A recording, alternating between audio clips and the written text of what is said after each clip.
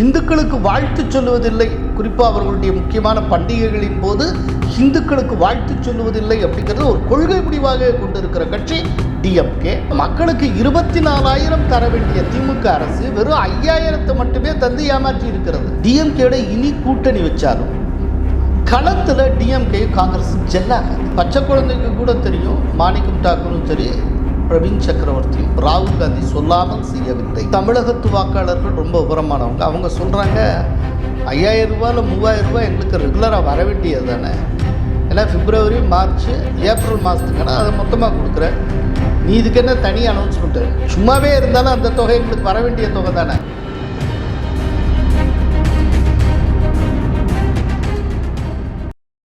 Reports now நேயர்களுக்கு வணக்கம். இன்று நம்மோடு இணைந்திருக்கும் சிறப்பு விருந்தினர் மூத்த பத்திரிகையாளர் மற்றும் அரசியல் விமர்சகர் திரு கோலாஹல ஸ்ரீனிவாசன் அவர்கள். வணக்கம் சார். வணக்கம்.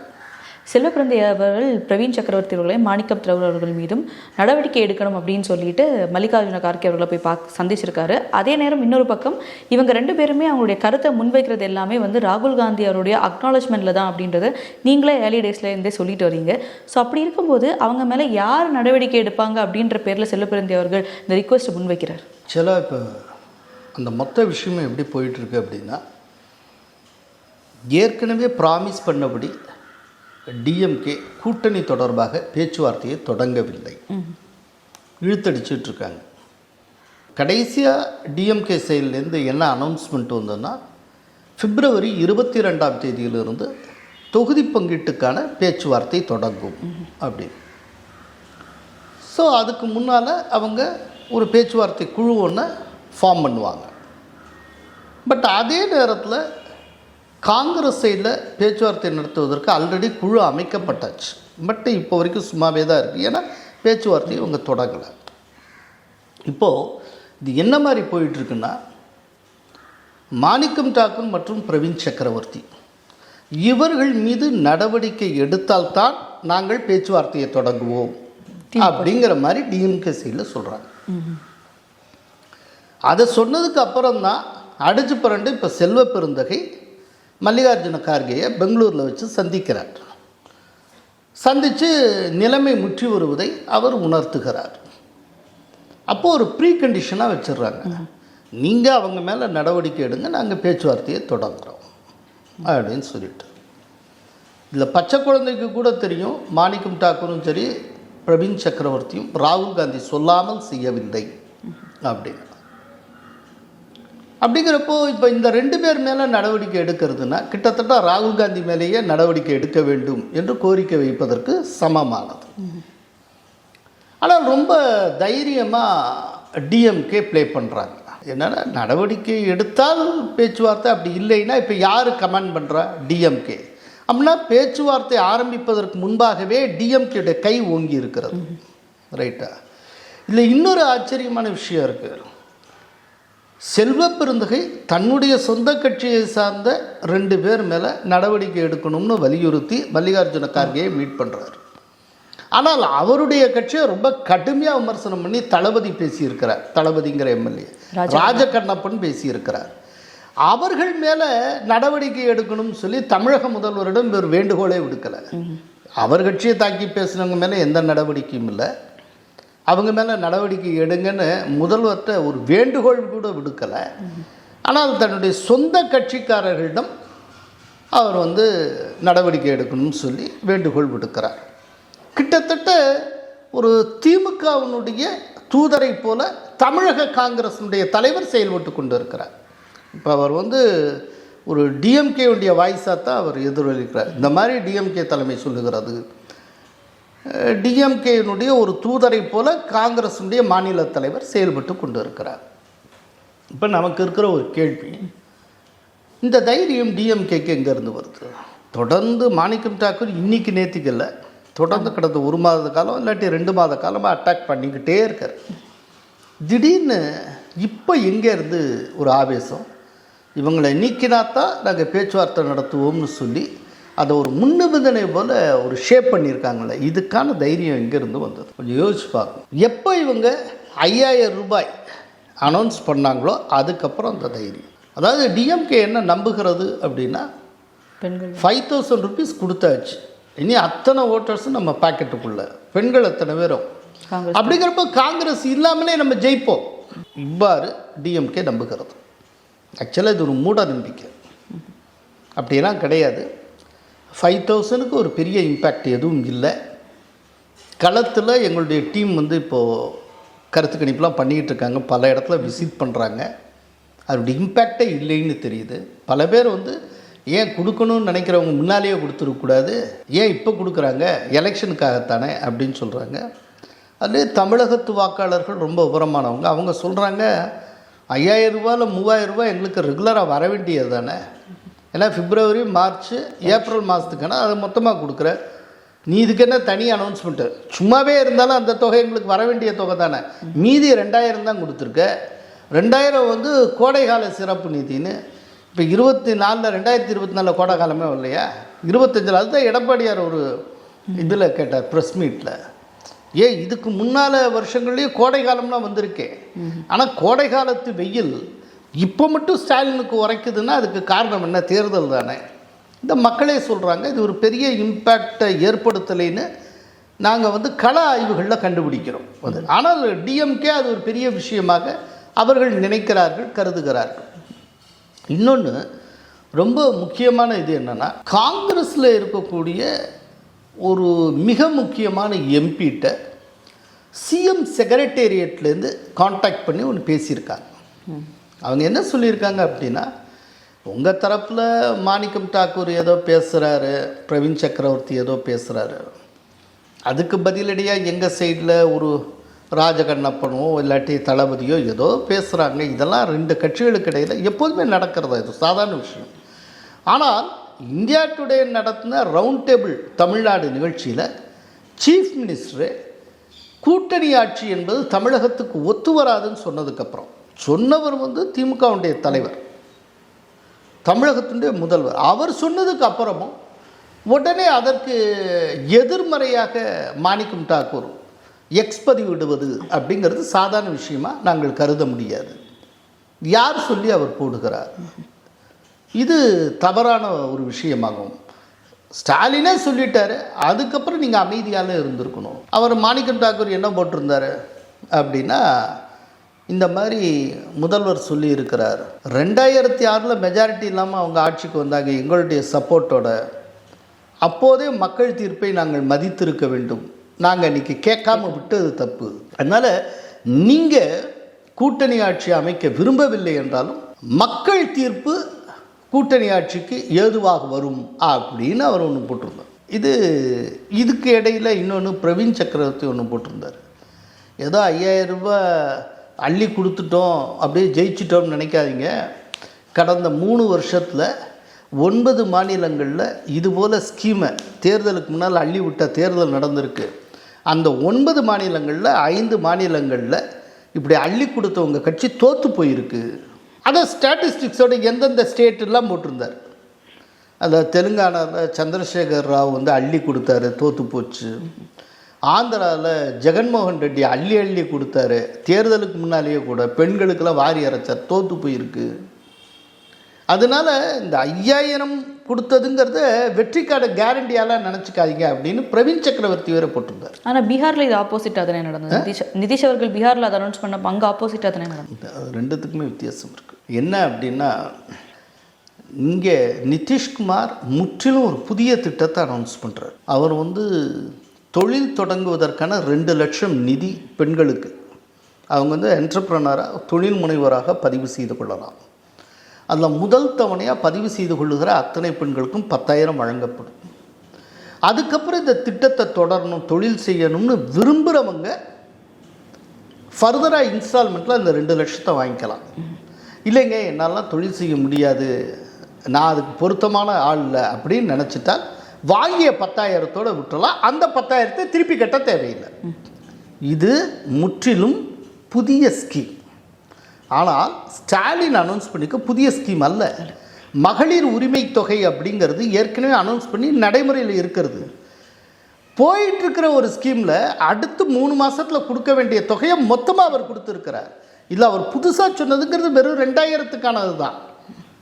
இன்னும் அப்படியெல்லாம் பார்த்தால் அவங்களுடைய தேர்தல் வாக்குறுதிப்படி அங்கே நாங்கள் வந்ததுமே மகளிர் உரிமை தொகையை தருவோம்னு சொன்னாங்க. 2 வருஷம் முடிஞ்சதுக்கப்புறம் 3ஆவது வருஷம் ஆரம்பத்தில் தான் மகளிர் உரிமை தொகையை தந்தாங்க. இப்போது தந்திருந்தால் ஆரம்பத்திலே தந்திருக்கணும். அப்போ 2 வருஷமாக தரல, 24 மாதமாக தரல. அப்படின்னா 24 மாதம் பாக்கி இருக்கே, அதெல்லாம் தந்திருக்கணும். ஸோ மக்களுக்கு 24,000 தர வேண்டிய திமுக அரசு வெறும் 5,000 மட்டுமே தந்து ஏமாற்றி இருக்கிறது. அந்த 5,000 3,000 அவங்களுக்கு இயல்பாக கிடைக்கக்கூடியது, கொடுத்துருப்பது வெறும் 2,000. அப்படிங்கிறப்ப இந்த 10,000க்கும் இதுக்கு எப்படி கம்பேர் பண்ண முடியும்? சரியா? இப்போது ஒரு ஸ்டாலினை நோக்கிய கேள்வி கேட்ட மாதிரி அவங்க எடுத்துக்கிறாங்க. அது ஒரு ப்ரெஸ்டீஜ் இஷ்யூவாக பார்க்குறாங்க. அப்படிக்கப்போ அவங்க 2 பேர் மேலே நடவடிக்கை எடுங்க அப்படின்னு அவங்க முன்வைக்கிறாங்க. இதுதான் இப்போ உண்மையில் என்ன நடந்துகிட்டு இருக்கு அப்படின்னா, இந்த ஸ்கீம்ஸ் வர்சஸ் காங்கிரஸ்ன்னு போகுது. இந்த 5,000 கொடுத்துட்டுனாலே காங்கிரஸ் தேவையில்லை அப்படிங்கிற ஒரு மோசமான முடிவை நோக்கி டிஎம்கே நகர்ந்திருக்கிறது. அதுக்கு மத்தியில் இன்றைக்கி லேட்டஸ்ட் டெவலப்மெண்ட் நான் கேள்விப்பட்டேன். ரொம்ப முக்கியமான சோர்ஸில் டிஎம்கே தரப்பில் மல்லிகார்ஜுன கார்கேட்ட சொல்லப்பட்டிருக்கு, 25 சீட்டுக்கு மேலே ஒரு சீட்டு தரமாட்டோம், அந்த 25 சீட்டும் நாங்கள் பார்த்து கொடுக்கறது தான், நீங்கள் வேணும்லாம் கேட்க முடியாது, விரும்பினா இருங்க இல்லைன்னா போங்கங்கிற மாதிரி சொல்லியிருக்காரு. பட் நான் இன்றைக்கி சொல்கிறேன், பொதுவாக காங்கிரஸுக்கு ரோஷம் ரொம்ப குறைவு, ரைட்டா? அதனால இதை அக்செப்ட் பண்ணிடுவாங்க. அது எப்படின்னா வடிவேலுடைய சூனாப்பான மாதிரி அப்படி இப்படின்னு பெருசாக ஒரு ஷோ காட்டுவாங்க. அது ஏதாவது 2 பேர் ஷோ காட்டுறதுக்கு ஒரு 2 பேர் இறக்கி விடுவாங்க. இந்த சர்க்கஸ் ரொம்ப சீரியஸாக இருந்ததுக்கும் 2 கோமாளிகள் சுற்றிட்டு போவாங்கள்ல, அதுபோல் அப்படி அப்படியே வந்துட்டு போவாங்க. அவ்வளோதான், ஒன்றும் இல்லை. இவங்க 2 பேரும் ராகுல் காந்தி சொல்லித்தானே இது பண்ணுறாங்க. அப்படிங்கிறப்போ எந்த தைரியத்தில் செல்வ பெருந்தகை அந்த 2 பேர் மேலே நடவடிக்கை எடுக்கணும்னு கேட்குறாரு? அந்த தைரியம் எங்கேருந்து வருது? அப்படின்னா என்ன பொருள்?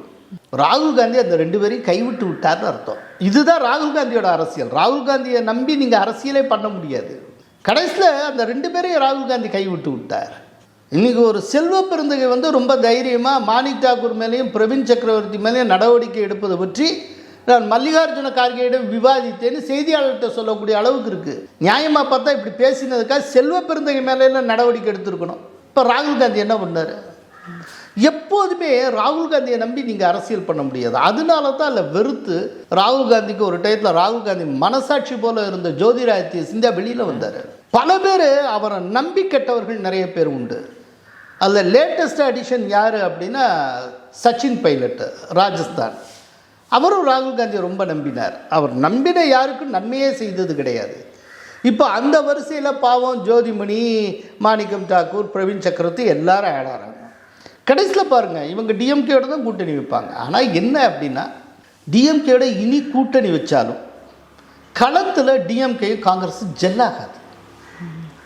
இவ்வளவு தூரம் ஆனதுக்கப்புறம் இனி காங்கிரஸ்காரங்க டிஎம்கேக்காகவும் ஒர்க் பண்ண மாட்டாங்க, டிஎம்கேக்காரங்க காங்கிரஸுக்காகவும் ஒர்க் பண்ண மாட்டாங்க. அப்போ 2 பேரும் ஒருத்தர் காலவாரி விடுற வேலையைத்தான் பார்ப்பாங்க. இதில் என்ன அப்படின்னா, ரொம்ப ஆச்சரியமான விஷயம் இந்த அரசியலுங்கிறது. வினை விதைத்தவன் வினை அறுப்பான்னு சொல்லுவாங்க இல்லையா? ஓகேயா? அது இப்போ அப்படியே நடக்குது. எப்படின்னா, கடந்த காலத்தில் என்டிஏவை பார்த்து இந்த கேள்வியை கேட்டாங்க, எங்க ஏடிஎம்கேயும் பிஜேபியும் ஒன்று சேர்ந்தால் ஜெல்லாகுமான்னு கேட்டாங்கல்ல. இன்றைக்கி என்னாச்சு? அத்தனை கேள்வி இன்றைக்கி டிஎம்கே கூட்டணியை பார்த்து கேட்கப்படுகிறது. டிஎம்கேயும் காங்கிரஸும் ஒருவேளை திரும்ப இந்த கூட்டணியிலே தொடர்ந்தாலும் இவங்க 2 பேரும் ஜெல்லாவாங்களா? காலம் எப்படி மாறுது பாருங்கள், காட்சி எப்படி மாறுது பாருங்கள். கடந்த காலத்தில் என்டிஏவை நோக்கி கேள்வி கேட்ட ஒவ்வொரு கேள்வியும் இன்றைக்கி டிஎம்கே கூட்டணியை நோக்கி நீங்கள் கேள்வி கேட்க முடியும். காங்கிரஸுடைய முன்னாள் மத்திய அமைச்சர் மணிசங்கர் ஐயர் அவர்கள் ஒரு கருத்தை முன் வச்சிருக்காரு. இங்கே ராகுல் காந்தி அவர்களை பிரதமர் ஆக்கணும் அப்படின்னா இந்த இந்தி கூட்டணியுடைய ஒருங்கிணைப்பாளராக ஸ்டாலின் அவர்களை தான் உட்கார வைக்க முடியும், அவரால் தான் இது சாத்தியம் அப்படின்றதும், மொழி அப்படின்ற விஷயம் ஒரு பிரச்சனை கிடையாது, அப்போ காமராஜர் அவர்கள் பண்ண இல்லையா, ஸோ மாதிரி ஸ்டாலின் அவர்களும் பண்ணுவார் அப்படின்ட்டு அவருடைய கட்சி தலைவர் ராகுல் காந்தி அவர்கள் இருக்கும்போது சென்ட்ரலில் இது பண்ணும் அப்படின்னு ஸ்டாலின் அவர்கள் அவர் முன்னிறுத்தி பேசுகிறார். அதுக்கு என்ன காரணம் தெரியல. இப்போ கேரளாவில் அவர் பேசியிருக்கார், அதில் பினராயி விஜயனே அவர் புகழ்ந்திருக்கிறார். அப்போ என்ன பண்ணுவோம்? அவர் கம்யூனிஸ்ட்டு. அங்கே சட்டப்பேரவை தேர்தலே கம்யூனிஸ்டுகளும் காங்கிரஸுக்கு இடையில் தான். இவர் காங்கிரஸ்காரர், ஆனால் பினராயி விஜயனை புகழ்ந்திருக்கிறார். அதனால் மணிசங்கர் ஐயர் சொல்கிறத ரொம்ப சீரியஸாக எடுத்துக்க தேவையில்லை. அதே மணிசங்கர் ஐயர் கேசி வேணுகோபாலை ரவுடின்னு சொல்லியிருக்கிறார். இவ்வளவு இருக்குது. ஸ்டாலினை இந்திய கூட்டணியின் தலைவர்னு ஆக்கினால் அந்த கூட்டணியில் மற்ற தலைவர்கள் ஏற்பார்களா? அதெல்லாம் நிறைய கேள்வி இருக்குது. ஏன்னா ஒரு இந்திய கூட்டணியின் தலைமை அப்படின்னு வர்றப்போ அது வந்து தேசிய அளவிலான ஒரு தலைமையாக இருக்குது. ஸ்டாலினுக்கு தேசிய பார்வையே கிடையாதே. அவர் வந்து ஹிந்துக்களுக்கு எதிரானவர், ஹிந்துக்களுக்கு மறந்து போய் கூட வாழ்த்து சொல்லாதவர், ஹிந்திக்கு எதிரானவர், ரைட்டா, ஹிந்திக்கும் எதிரானவர். ஸோ அப்படிங்கிறப்போ ஹிந்துக்களுக்கும் அவர் நண்பராக இல்லை. ஏன்னா ஹிந்துக்களுக்கு வாழ்த்தே சொன்னதில்லை இதுவரைக்கும். ஹிந்துக்களுக்கு வாழ்த்து சொல்லுவதில்லை, குறிப்பாக அவர்களுடைய முக்கியமான பண்டிகைகளின் போது ஹிந்துக்களுக்கு வாழ்த்து சொல்லுவதில்லை அப்படிங்கிறது ஒரு கொள்கை முடிவாக கொண்டு இருக்கிற கட்சி டிஎம்கே. அதே போல் ஹிந்திக்கு அவங்க எந்த அளவுக்கு எதிராக இருக்கக்கூடியவர்கள், திமுக எந்த அளவுக்கு எதிராக இருக்கும் அப்படிங்கிறது தெரியும். அதோடு மட்டுமல்ல, இளவரசர் வந்து என்ன பேசியிருக்கிறார்னா, டெங்குவை போல் மலேரியாவை ஒழித்தது போல சனாதன தர்மத்தை ஒழிப்போம் அப்படின்னு, இந்து சமயத்தை ஒழிப்போம்னு பேசியிருக்கிறார். அப்படிங்கிறப்போ ஹிந்திக்கு எதிரான ஒருத்தர், சனாதன தர்மத்துக்கு எதிரான ஒரு கட்சியின் தலைவரை நீங்கள் எப்படிங்க ஹிந்தி கூட்டணியின் தலைவராக நீங்கள் ப்ரொஜெக்ட் பண்ணுவீங்க? அப்படி ப்ரொஜெக்ட் பண்ணி அவரை வச்சு நீங்கள் வடநாட்டில் ஓட்டு வாங்க முடியுமா? அவரால் பிரச்சாரம் பண்ண முடியுமா? நீங்கள் தமிழகத்தில் இருக்கிற இந்திய கூட்டணிக்கு அவர் தலைவராக இருக்கலாம், எந்த பிரச்சனையும் இல்லை.